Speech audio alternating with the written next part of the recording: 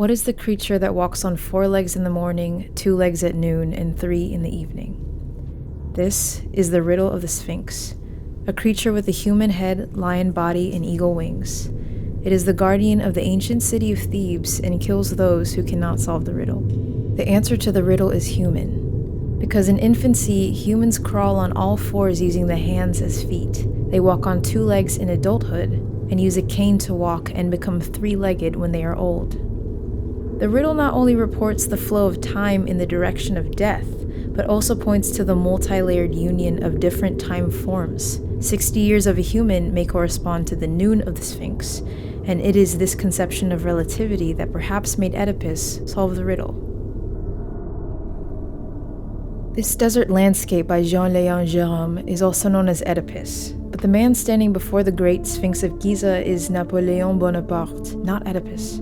In the face of the huge relic, he seems to be realizing his own small scale. His lifespan is roughly 1/60th of the life of the ancient Egyptian civilization, about 190 millionth of the life of Earth, and about 270 millionths of the life of the universe. This is a scale that trivializes humans and their victories. So, humans ignore it.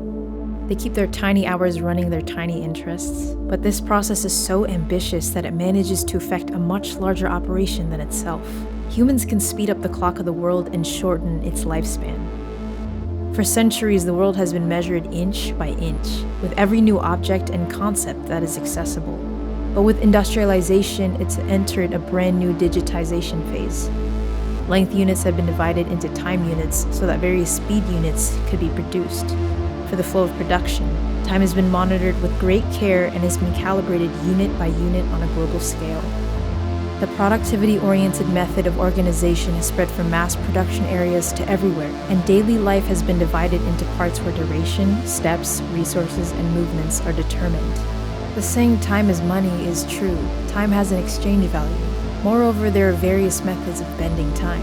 The tea mixture that accelerates metabolism, the shampoo that accelerates hair growth, the spray that accelerates tanning, steroids that accelerate bodybuilding, artificial lighting programs that accelerate chicken growth, microwaves that accelerate food heating, fast food that accelerates the act of eating, refrigerators, packaging, and preservative substances that slow down rotting, muscle freezing Botox and hair freezing spray, photography and video that conserves light, the coin box, the dam, the deposit account, the gold day, and the bottoms of pillows are for saving. The morning after pill, eraser, undo command, data recovery utility, and stain remover. All clocks are based on an oscillator, a frequency that ticks regularly, something that always returns to the starting point in the same amount of time. This can also be a group of flowers. Carl Linnaeus, who separated the plants according to their opening and closing times, had such a project. All perceived frequencies of nature have organized the small times of humanity through the ages. Now, humans are after subatomic frequencies that they cannot perceive but measure. The zeptosecond, today's smallest unit of time, is a trillionth of a billionth of a second. This is the rate at which a photon moves through a hydrogen molecule.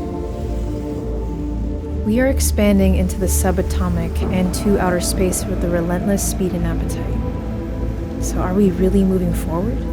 We're speeding up a big clock with our little ambitions. We are building a time bomb, ready to explode with our endless carbon dioxide emissions. Ocean and seawater levels will rise as the temperature rises. The glaciers will melt.